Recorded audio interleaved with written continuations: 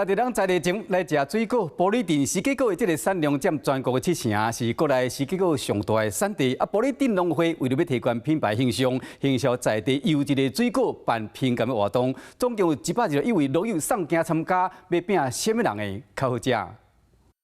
第4届南投县美丽果品鉴活动，伫玻璃镇农会农民教室6日举办。主办单位邀请农林署台中区农改场的专家担任评审。因为今年有受到台风的影响所以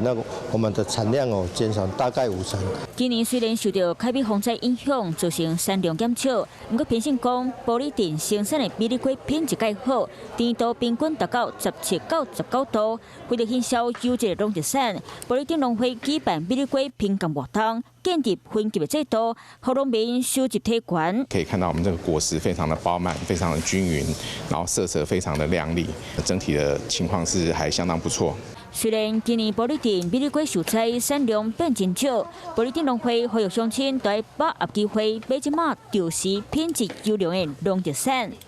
Hello， 我是林仙怡。想要抢先掌握最及时的新闻资讯吗？赶快订阅、按赞、开启小铃铛，锁定华视新闻 YouTube 频道。